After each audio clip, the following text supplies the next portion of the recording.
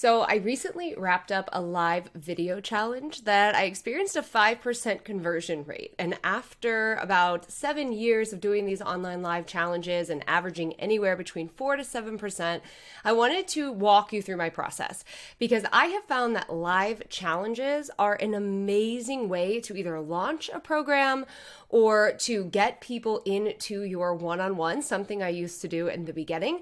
So if you are thinking about hosting a live event, I think challenges are so underrated. So we're gonna break it down step by step in this video.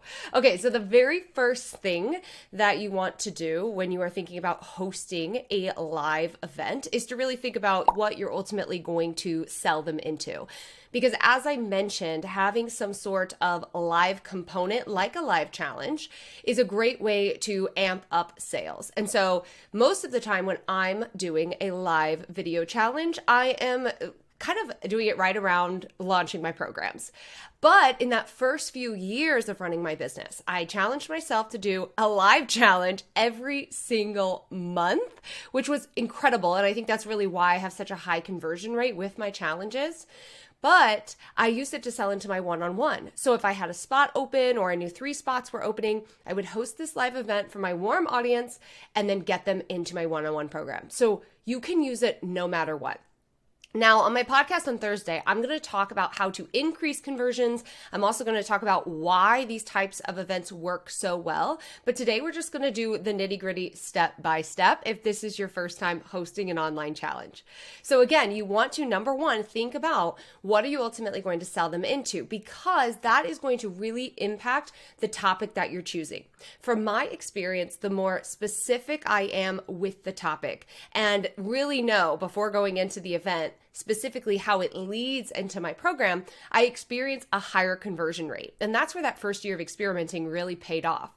And so some of the challenges that I have done, for example, are I had a group program called Roadmap to Freedom. That was the step-by-step roadmap for launching and building a sustainable business. So right away, I wanted to attack that first level. And that was all about specifying their niche, because once they do that, then all of the other pieces will follow. And so I knew that if I could really get someone to finally specify their niche, feel really confident in that, they'd be more confident to join my program and take on the rest of the steps. Another challenge that I've done with high success is a brand storytelling challenge. Now, the brand storytelling challenge was all about identifying your brand story and why it was important. And this led into my branding course. Again, the first thing people think about when branding is their brand story. And so I wanted to help them solve that problem and lead them into the program. And then recently, the challenge that I did that resulted in the 5% conversion rate was about content. And it was all about creating a content plan, because what I was selling them into was my academy, which is all about advanced marketing and SEO. And so I knew if they could understand the fundamentals of a great content plan and the different platforms that they needed to be on, the academy would make sense because I teach them how to master those inside. Now, the reason I'm giving you these examples because the topic is the hardest part of a live challenge. I totally get that. So you want to think about the deliverables for the thing that you are ultimately selling, and then you want to reverse engineer. Really think about a block that they're experiencing, an obstacle that if they overcame it, they would be more likely to take action on your offer. Think about maybe that first or pre-work step that they might need to do in order to get into your program. Now, as I mentioned, I've done a lot of different challenges. So a lot of it really just depends on what you're selling them into, and experimenting is key.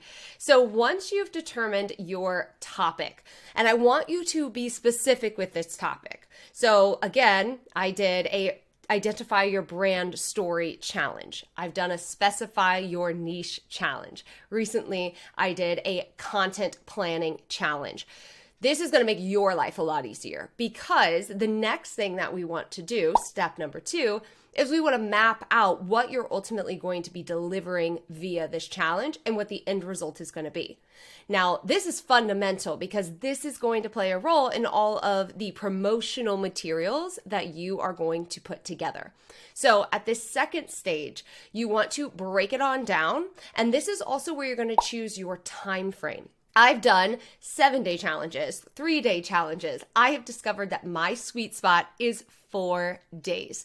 I find that 4 days is enough time for me to deliver the information and for them to take action. And I've also found that it's just long enough that people don't start to fizzle off, because that first day is going to be really exciting, a huge show up rate, all of these different things. But then as people get busy and throughout the week, you know that the attention starts to fade a bit. So I have really found that 4 days is my sweet spot. When I choose the 4 days, then I'm able to break down the deliverables for each of those days. Now, I wanted to share with you in Thursday's podcast episode, I'm going to actually share how to break down these days, no matter what topic you're doing. But here's a little hint, a little insight when you're creating your schedule. You really want to get everyone on board on day one. So that's a lot of the why and the what that you're going to be doing. And then with the challenges, I love delivering the how. And I know that this is controversial. A lot of people say don't deliver all of the how in a free event. But one of the things that I do with my challenges is I treat them as an exclusive opportunity for my community.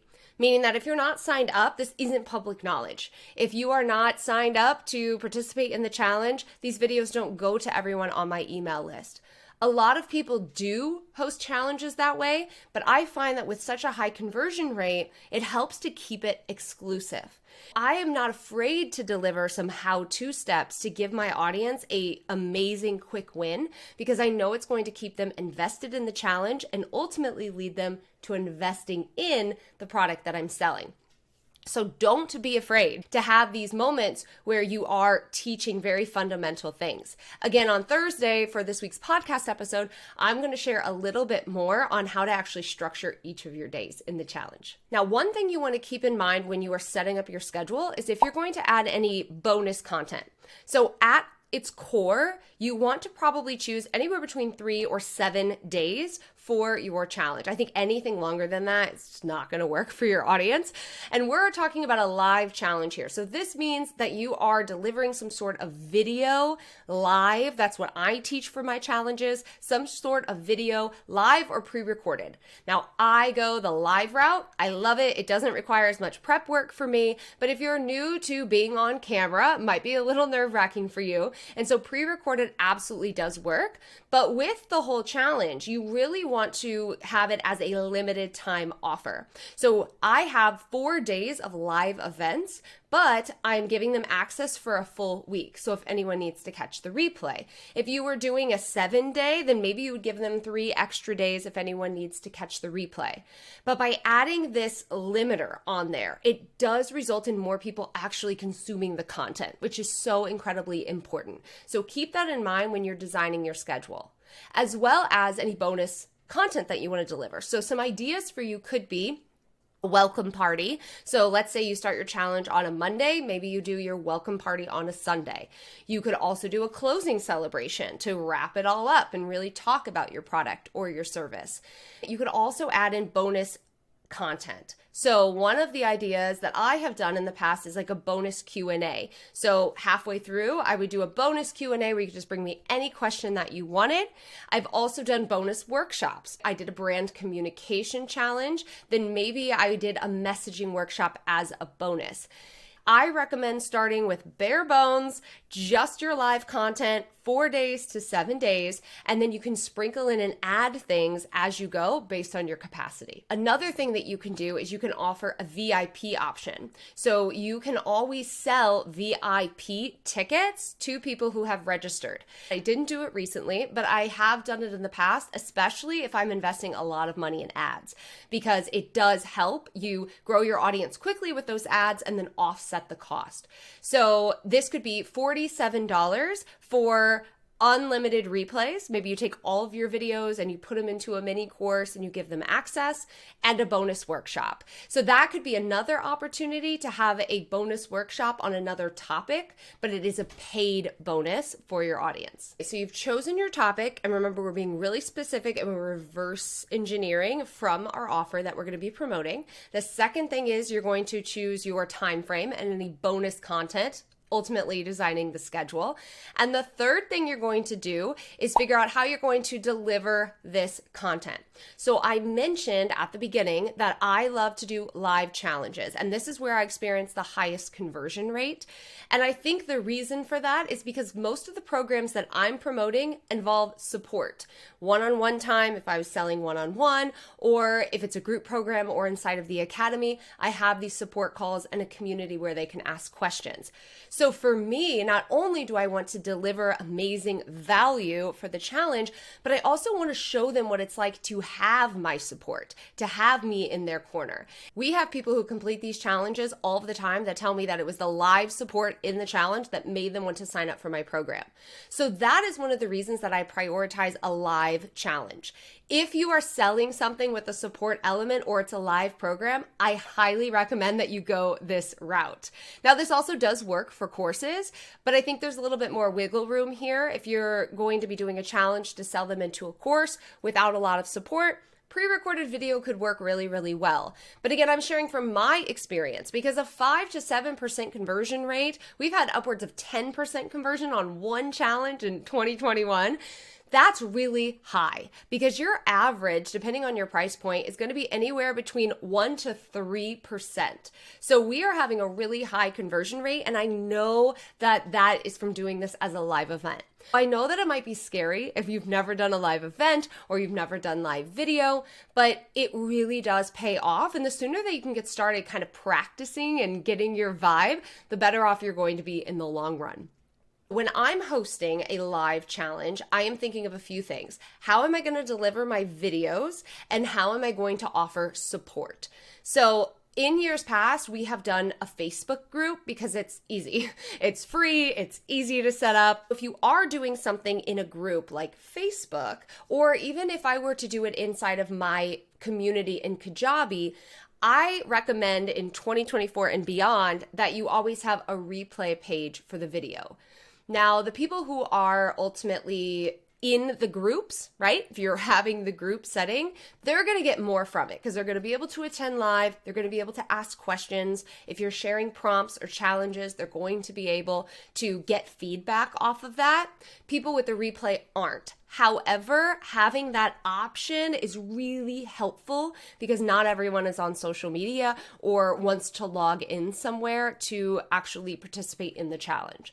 So essentially what I do is I go live during my designated time every day for 4 days. After the live video is done, we just download it and upload it to ultimately a landing page where people can go and watch it. At the end of the challenge, at the end of my 7 days, we remove all of the videos from Facebook and we also remove the replay page. When you're designing where you're ultimately going to be delivering this content, I do recommend some sort of group. Facebook groups are really fast and easy. Make sure that you do have a landing page where people can go to watch the replays, make it super easy on them. And then my communication, my Q&As, all of that are typically happening in the group itself. So we're not necessarily emailing videos or dealing with all of that. We're just telling people that to get access, you need to be here. If you can't be here, we will be sending a replay page throughout the week, but do know that if you want support, it's happening inside of this community.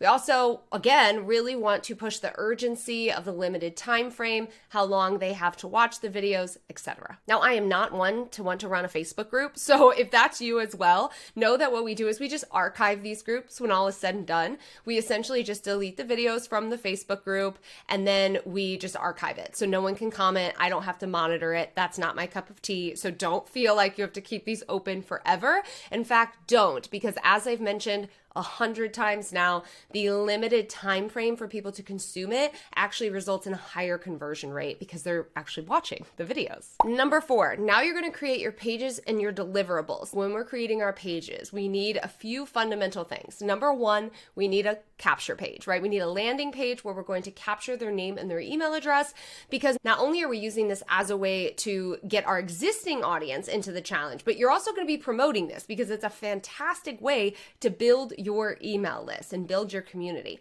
So you need a lead capture page. We like to do this in landing pages because they have really great conversion rates. Then you're going to create a thank you page. Again, this is just a confirmation page once they've put their name and their email address in. Typically on this page, I like to just send them to their inbox and say, hey, go to your inbox and check your email. It has all the information in there, but you absolutely could offer a low price tripwire, which we've done before. Maybe it's a mini course or a PDF or a video bundle that would complement the challenge. You could use this page to sell your VIP, as I mentioned before. You could use this page to send them directly into the group. I've done it all. I will say a low priced offer, like I have an ideal customer course, and that works for all of my challenges. And so I might sell my ideal customer course for 50% off, or I just send them directly to their inbox. So then you have your 2 pages. And the third thing that you want to have up and running before any promotion takes place is you want to have your confirmation email. Now, this confirmation email should include all of the fundamental details for your challenge. So everyone has them up front. So that includes reminding them what the challenge is about and what they're going to learn. That includes giving them the days and the times for being there live. It includes letting them know if anything is expiring, how long that they have. It includes telling them where they ultimately are going to get this information, so giving them a direct link to the group. And I like number 5, add a calendar invite. So if you're able to do this, have them click the link and add it to their calendar. That can be incredibly helpful for getting people to show up as well. So those are the 3 pieces you need before you do any sort of promotion. And I'll also add in here, if you are creating a group or something, you need to do that at this point as well. So we do a really fast Facebook group. We say, again, kind of repeat what we put in the confirmation email, nice banner, and then we ask a few questions. Did you sign up for the challenge? Are you going to be, kind and respectful inside of our group? And that's pretty much it. And so people request to join that. Having those pieces set up before you actually start your full promotion is so helpful, because you are going to write quite a bit of emails. And this is where some people are like, that's a lot of emails, Michelle. And I swear I'm going to break it down. You're going to understand why we do all of these different emails. But we have kind of 3 sections. Section 1 is all of your invites, because you are going to want to promote your challenge for about 2 weeks leading up to the first day. I send about 5 emails over the course of 2 weeks, so that I'm sending basically 2 a week and then 1 the day before it starts, giving anyone a last chance opportunity to get signed up. Don't do less than 5. Trust me, you want to do 5 minimum. And that last email, it might seem so silly to send, hey, we're starting tomorrow. You've seen all these emails and you haven't signed up yet. But we always get a huge chunk of people on my email list to sign up at the last minute. So don't skip that email. And these are going to be emails that you can repurpose a lot of your copy from your landing page. Use a great story about why you're teaching what you're teaching. If you have a customer who has gone through this process, use that as a great way to get people in the door for your challenge. But number 1, you really want to harness your existing audience, even if it's a small audience.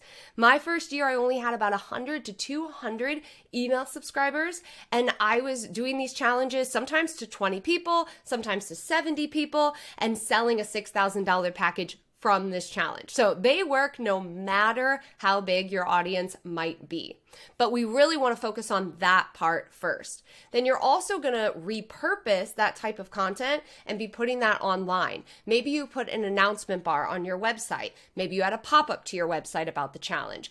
Maybe you create some pin graphics for Pinterest to promote the challenge. If you have a podcast or YouTube videos, you want to talk about it in your content. If you're using social media, you want to work that in there as well. Maybe you create some carousel post, a reel, some stories to get your social media audience onto your email list and ultimately into the challenge.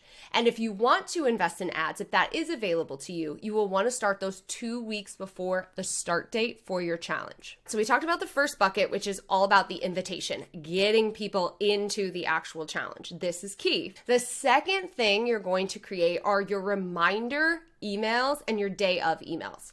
So these are going to be emails for anyone who has signed up for the challenge, reminding them when it's starting, why they want to be there, and ultimately how to get the details. I know you already said this in the confirmation email, but trust me, people do not see it all the time. We get emails the day before that say, where is this happening? Even though we've sent 4 emails that say join the group here. So repetition really is key if you want a great show up rate and a great conversion rate. I love to send a 1-week reminder, because remember, you're promoting this 2 weeks out. Let's say someone joined 2 weeks before the actual day. A week later, you want to make sure they remember that they signed up for this thing. We've got a 1-week reminder. Then I love to share some tips throughout on how they'll get the best experience. I send about 2 emails with tips, reminding them again, join the group. This is where it's happening. And then we always send a day before email with, again, running through the topics, the day we're meeting, where we're meeting, all of those juicy details. Then we do a daily email for each one. The goal here is to get as many people involved as possible. Because how many times have you signed up for something, forgotten about it, life got a little crazy? Not only are we reminding them, but we're also adding in the value. What are they going to learn? Why is today so important? How is it going to benefit them? How is it going to shift whatever it is that they're working on? How is it going to get them closer to their outcome? And it's just a quick reminder. Let's say I'm going live Monday, Tuesday, Wednesday, Thursday. I would send it at 8 a.m. and my live video would be happening anytime between 11 or noon. That's kind of the time frame that I stick to, Central Time.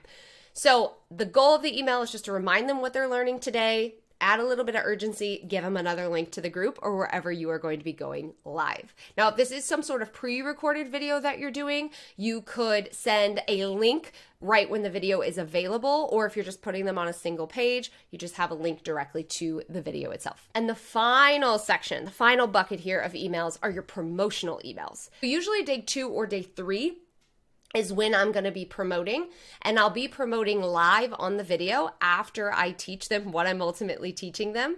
But then later that day, I want to send them a sales email. So we have our daily reminder emails. Let's say we've got 4 in this case. And then we're also going to send, hey, doors are officially open email. Then we're going to send a, hey, so-and-so had this success case study email. Then we're going to send a benefits email. So you're working in your actual sales emails as if you were live launching this product, which you're doing, but you're only sending it to a small group of people. Then we always send a reminder email that doors are going to be closing, like doors are closing, replays are ending, group is closing, here's your last chance. If we're doing a bonus or a discount for the challenge, which always works really well, we also add that urgency. So all in the second and third bucket, I'm doing about 14 emails.